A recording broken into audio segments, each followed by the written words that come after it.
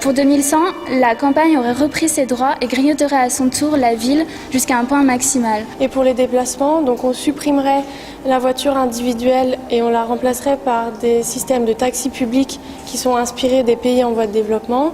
Et on va essayer de redonner du sens au parcours piétonnier. Pour développer en 2100 l'idée d'une ville autosuffisante. On a des édifices qui sont le point de départ à partir de laquelle la nappe va se soulever et prendre sa matérialité propre. En fait, cette nappe crée un dédoublement de l'espace et ça va nous permettre de réorganiser les usages liés à la ville. Donc on aurait sous la nappe des activités qui seraient des bureaux ou des usines ou des équipements.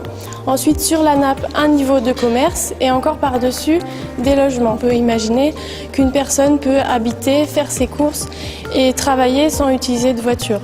Donc selon chaque typologie, on va densifier différemment. Par exemple, pour la barre, l'idée serait de casser la linéarité en ajoutant des éléments discontinus qui donnent un nouveau profil à l'édifice.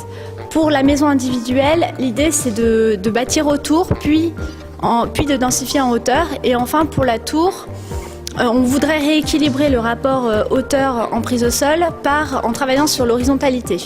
On pourrait par exemple penser que des espaces de jour et de nuit pourraient être séparés par un patio qu'on serait obligé de traverser. Ce qu'on recherche, c'est de retrouver les qualités de la maison individuelle dans le collectif. Moi, je suis vraiment très séduit par cette petite maquette. Je trouve qu'elle est magnifique. Pourquoi ne pas être très volontaire d'en faire ceci un bâtiment et ceci un bâtiment? Donc on vitre, on referme ça et on a quelque chose de puissant, d'intéressant. Et puis, petit à petit, on rentre dans une ville où on travaille plus avec l'existant ou des nouvelles structures.